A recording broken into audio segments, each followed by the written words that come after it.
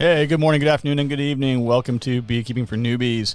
All right, folks, we are on episode 11. This is going to be swarm season and expansion part 2. So hopefully you just listened to part 1. You've got all of the background info on swarming and why it happens and what you can do to prevent it. Now we're going to get a little bit more specific on how you're going to kind of configure your colonies and different types of options that you have at your disposal.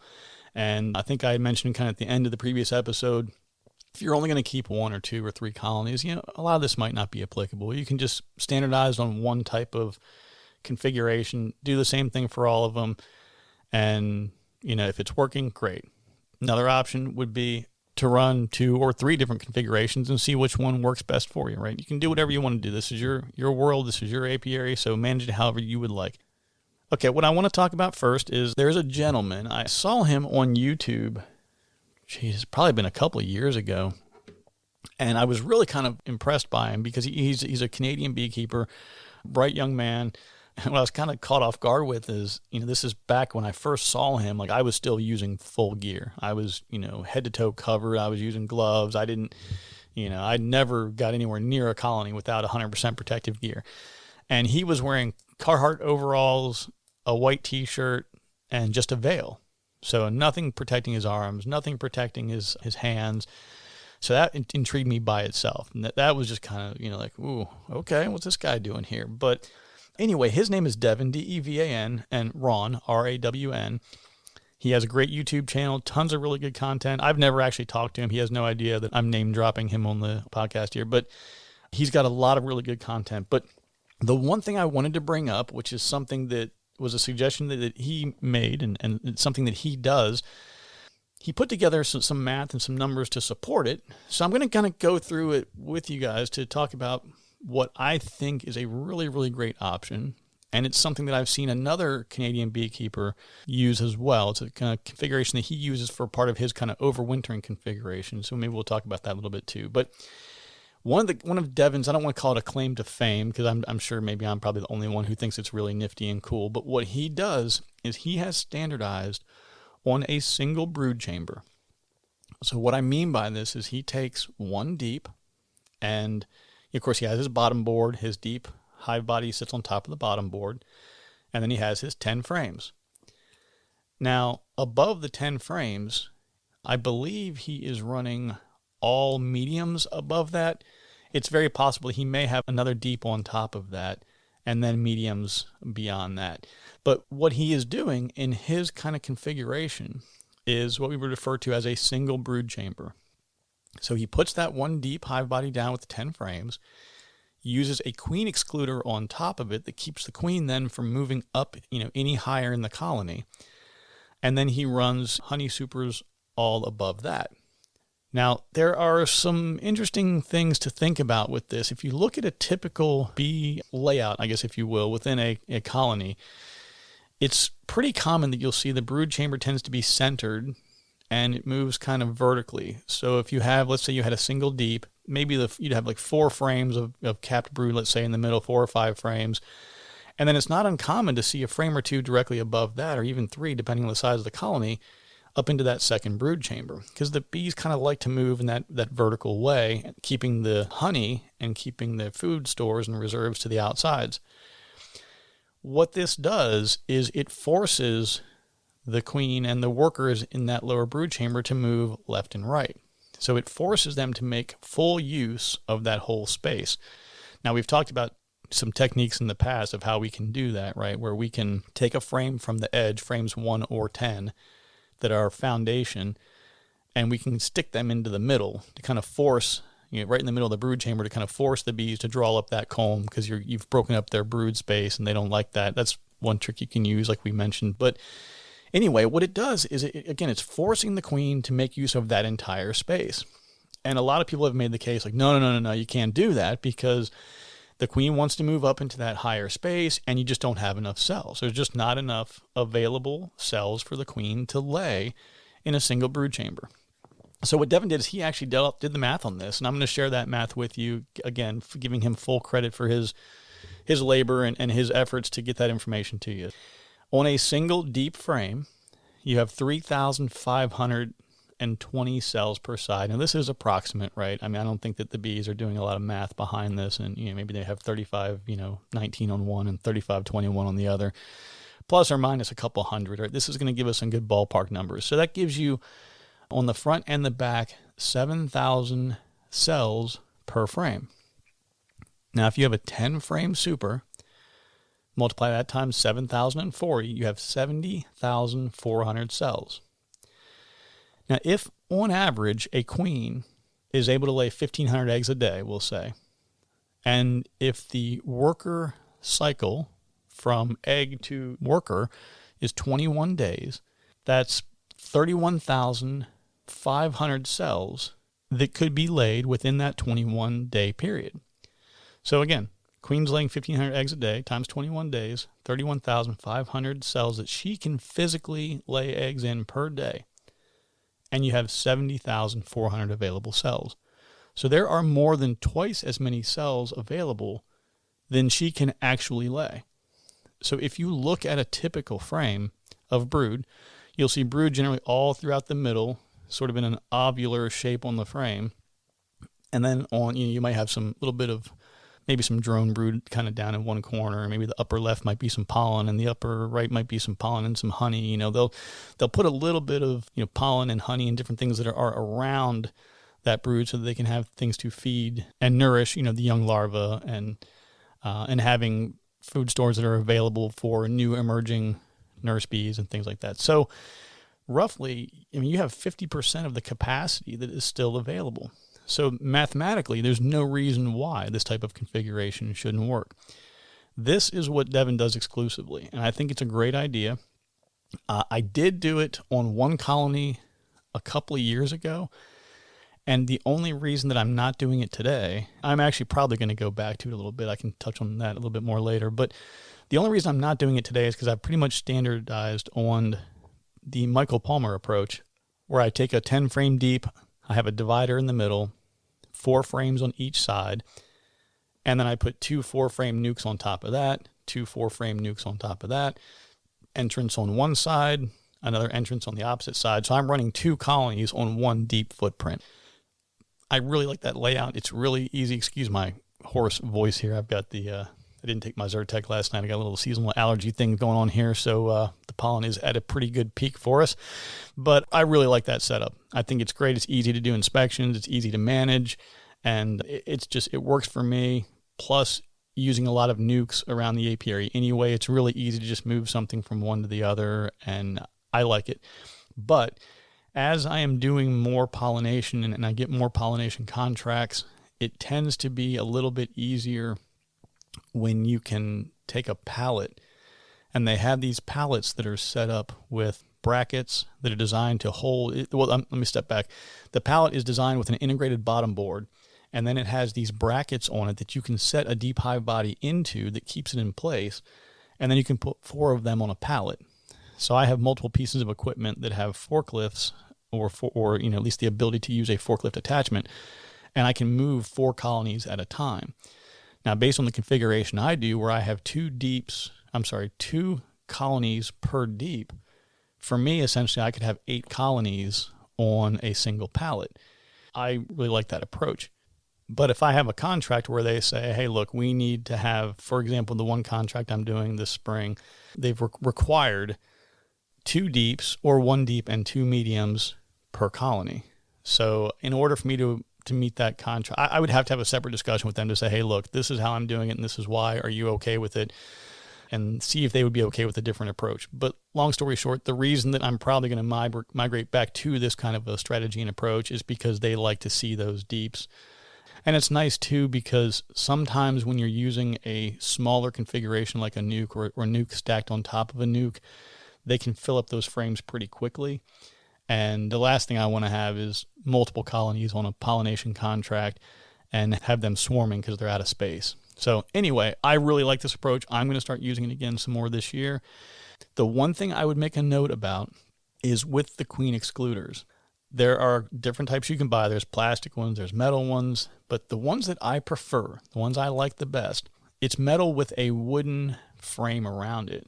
So just like all of your other hardware that you're stacking, wood stacked on top of wood, stacked on top of wood, This queen excluder has probably about maybe 3/4 of an inch of wood framing around it. It makes it really easy to take off. So you just slide your hive tool in, press up, and you can pull the whole thing off, and it's really easy. The queen excluder that's by itself, whether it's plastic or metal, the bees are going to propolis everything. And what I found is that when you stick your hive tool in, you peel it off, there's always like this residual propolis on it. And it seems like it doesn't come off as easily, and it doesn't go back on as well. I just like the wooden framed ones. Now, I recognize if you're on a budget or you're only keeping a couple of colonies, maybe it makes sense. Just go ahead and I always say, use whatever you have, use what you got. But I really like the ones that are framed. So if you want to spend a couple of extra dollars on the framed ones, I think it's a good approach. The next option that you have would be the double brood chamber. Right? And this is the more traditional approach, right? You're going to put a deep down, the colony continues to grow, you get to about 70-80% capacity, you put another deep on top of that, the colony continues to grow, and then the next step typically above that would be to add in a queen excluder and a medium honey super. Now, I've introduced a couple of things in here that could be controversial, so let me talk about that a little bit. A lot of beekeepers are adamant about not using a queen excluder. They've said, oh, no, if you have a double brood chamber, the queen would never go all the way up into those mediums anyway. She's got plenty of space down below. I never use them. I think that's okay. I don't have a problem with that. I have several colonies. In fact, right now, I don't have a colony where I'm using a queen excluder. I don't have a need for one. It doesn't matter. Where it becomes potentially more important is when you are trying to produce honey for yourself, for a business, for friends and family, whatever it might be, because you don't want the queen going up and laying in your honey supers. You're better off to keep your honey frames and your brood frames. You want to keep all that stuff separate. I'll go on another tangent here, but most of the things that are negative, that negatively affect or impact bees take place in the brood chamber, whether it's hive beetles, varroa mites, almost anything, foul brood, chalk brood, all these things that go wrong and go bad in a colony tend to happen in the brood. So that's where I recommend just keeping everything that is not brood separate from everything that is brood. That way you don't get in a situation where you're having honey stored that you're serving to people where there's any possibility of residual anything, right? Like I treat for varroa mites at a smaller scale, Apivar, on a larger scale, oxalic acid, but whatever you're using to prevent or treat for varroa, again, you don't want that anywhere near your honey and your honey supers. So that's another thing to talk about. But one challenge that you'll see with this kind of double deep approach is it's heavy. And what I mean by that is, let's say that first deep is mostly a lot of capped brood, maybe a little bit of honey. And then the second deep, let's say that it's completely filled with honey, right? You got a great spring flow, and the bees are just socking away honey. That deep hive body is going to be heavy, right? And I'm sure there's some pretty strong guys listening to this, and they're like, oh, this guy's just a pansy. Like, he just can't lift anything up. I'm a little bit older now, right? I'm not the young guy I used to be. But, if you're lifting up one deep hive body that's completely loaded up with honey, it's not a big deal. If you're going to lift up 50 or 100 of them in a day and move them around, it becomes a big deal, right? It can be a real workout. That's why I generally try not to do a whole lot with the deeps. That's why I like the nuke approach better. It works better for me. But there's nothing wrong with that, right? If that's what you want to do and it works for you and you only have a couple colonies, or even if you have a second helper or a friend that can help you lift them up and move them around, by all means do that. One thing I will recommend, this is something that someone has told me years ago that I did when I was keeping the double deeps in the spring, when it was, first opportunity to do an inspection and get some things done, I reversed them, because the colony will tend to work its way from the bottom up during the course of the winter as it eats through its stored reserves. So what ends up happening is maybe the queen and some of her crew will be up in that second deep where it's a little bit warmer up there during the winter. So you just kind of reverse them. So you kind of tear everything down in the spring, take that, what is now the top deep of the brood chamber, put that at the bottom, take the one that was on the bottom and put that one on top. Again, if you don't do that, is she going to figure it out? I'm sure, right? Everything will be okay. But again, there's that tendency of the queens to be better at moving up than moving down. So if you have a queen excluder above that second, brood chamber, and you just have honey supers above that, you're going to force her to kind of work her way back down. But like I said, I just reverse them at the beginning of the season, and it works. Another option you would have would be all mediums or even all shallows, right? So that's another thing that I've seen, particularly as people get older and they're not wanting to lift and move as much at one time, because again, especially if you're on the commercial side of things, lifting all these things up and moving them around, it's going to take its toll on your back. But even if you're not doing it at a commercial capacity, you take, a bunch of mediums or shallows that are loaded with honey, and they've got some weight to them. So some people have standardized on just all medium everything. With that, I would say, just as I mentioned before, keep your brood, your brood frames and your brood hardware separate from your honey supers. Now, another option I guess I should mention would be all deeps. You certainly can do that. I had a massive colony a couple years ago. The only reason that I allowed this to happen was because they were just massively productive, but they were as mean as they could possibly be. Of the 5 traits I look for in a colony, they had 4 of the 5. The one they didn't have was temperament.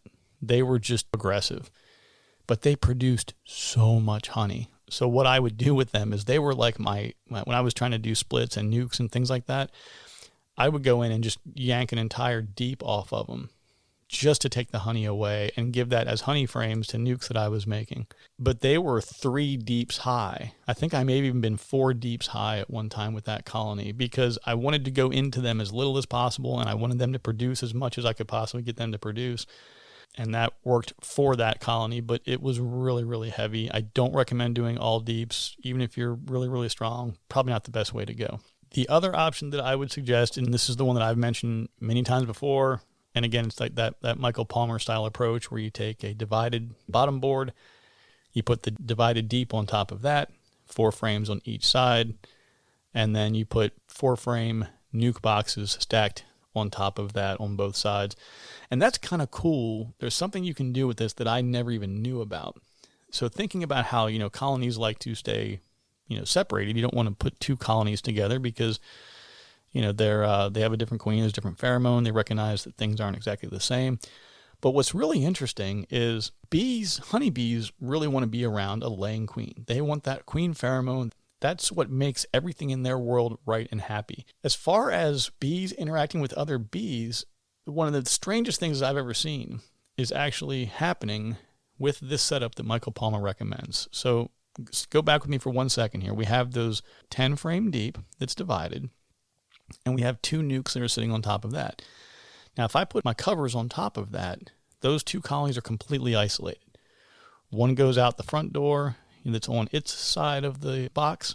The other ones come out the other door that's on the other side of the box. They're completely isolated. Now, in the wintertime, when they go to overwinter, they can form one single big cluster in the middle. They basically share a wall, and they use each other's warmth to make one larger cluster. It's really, really cool the way this works. I'll talk about it a lot more as we get close to winterization and preparing for winter. We'll talk about this again. But here's where it gets super cool. On top of those 2 nukes that are now on top, you can put a queen excluder up there, and then you can put one single, whatever size, shallow, medium, deep, doesn't matter. You can put a honey super up there, and then another one, and another one. You can put as many as you want on top of that, right? The bees will go up and intermingle with each other, and they will store honey together, almost like a kind of like a commune kind of thing. Like they all come together in this common space, and they will draw up comb. They will store honey together. They will go up into the next super. They will draw up comb. They will store honey together. And then when they're done working up there, they will go back down into their respective side, their respective colony, and make use of those resources in the winter as needed. But it's wild to think that there's no contention. There's no anger. They don't go up there and start fighting each other. It's pretty wild. I've had a couple of those colonies. I've overwintered them. They've done okay. But I use a ton of nukes. I overwintered nukes this year. I have found for me personally, based on the weather here and the temperature, I'm pretty good with overwintering like double stacked 4 frame or 5 frame nukes. I overwintered a triple stack. So it's 5 frames over 5, 15 total frames. Overwintered that this year successfully. But I had a couple of 4-frame nukes that did not make it. It was kind of an experimental thing just to see how well a 4-frame nuke could do. I had a couple of those. They did not make it. So that was, again, more of an experimental thing. But nukes are a great way to go. They're easy to manage. You put your bottom board down, you put your 5-frame nuke on top of that. They need more space, you drop another nuke on top. You need more space, you drop another nuke on top. So now you've got 15 frames. And it's a nice vertical stack. Where it gets to be a bit challenging then is you're looking at 15 frames there. If you had 2 full-size deeps, you'd have 20 frames. You'd have 5 more frames of available space to use. But again, going back and looking at that math from Devin's numbers, if you took all the math and divided everything up, you would still have plenty of room for a colony to lay as many eggs and make as many workers as was needed to support the big fall buildup, plenty of frames to store honey in, and then as things tapered off and the population was diminishing going into the dearth, they would ramp up again in the fall, right before winter. They'd have plenty of room to supplemental feed, for storage of additional nectar to become honey to once you're supplemental feeding them, getting ready for the winter. Plenty of space for that. I've proven that works very, very well on a 3 nuke, 15 total frames. There are a lot of different ways to do that. I'm still experimenting with a lot of it myself. There's people on YouTube, if you look at, I think it's called A Canadian Beekeeper's Blog. I can't remember this guy's name to save my life. Super good guy, though. He and his wife, they keep bees. They got a couple of kids in Canada. They maintain a few thousand colonies. So a lot of different ways to do things. I'm not going to say there's no wrong way to do it because there probably are some ways that can be really tough. I'll give you a quick example. I really like the 2-frame nukes. They're great for starting new colonies. They're great for doing quick splits. They are not a great approach for long term. And I got into a bit of a bind last year where I was confined for space personally, like getting things moved from one place to another. In the interest of time, I just stacked a couple of 2-frame nukes on top of each other. So I had, a new colony with 2 frames. They needed space. I dropped a 2-frame nuke on top. They needed more space. I dropped another one on top. And I just kept doing other things. And then they swarmed. They didn't have enough space to store food. Like, it was a disaster. So there are wrong ways to do things. I would say I have no reservations about sharing my failures with you because I'm incentivized in no way to hide my failures. I would rather fail, share that with you, and then hopefully you can learn something from it and not make the same mistakes, the costly mistakes that I've made, and hopefully you'll have more fun because, it's kind of heartbreaking, when you put a lot of time and energy into the bees, and those first couple years were kind of miserable. I think that, again, one of the biggest mistakes I made, like I've mentioned today and I've mentioned in previous episodes, was the fact that I don't know. Sometimes I get this kind of arrogance where I feel like, oh, well, I'm smarter than the average person, so I don't need help. I can just figure this out on my own. And it ends up costing me money.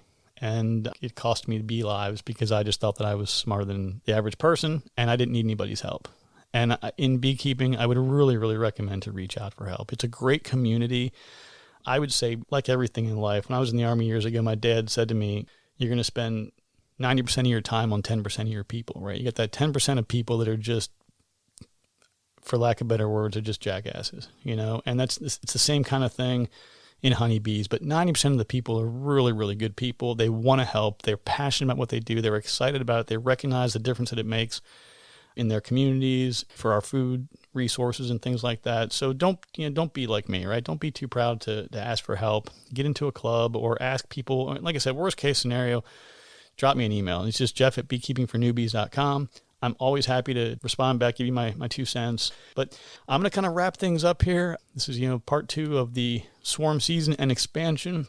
Got to put together some notes and see what we're going to do next time. I've got a crazy, crazy busy few weeks ahead of me, but God willing, I'll find a way to put together at least maybe 2 more episodes, hopefully this month. And as things start to taper a little bit here, and maybe in the June, July timeframe, we can start getting into, discussions around supplemental feeding, maybe put together a video showing you how I build my feeders and how I use them, talking about getting ready for winter. So, it's weird to be sitting here in the early spring in May and already thinking about winter, but I guess if you want to be a beekeeper, you got to think like the bees, right? They're thinking about the winter now. Maybe we should be too. If there is anything that you want to see, if you've looked at a couple videos or pictures online and you're like, Jeff, I cannot find what you were talking about. I have no idea what that is or what that means or whatever. Again, shoot me an email. Let me know. I can put together, a video that walks through something. It's not too hard to do. Enjoy the rest of the weekend. Take care, and we will talk to you soon. Bye-bye.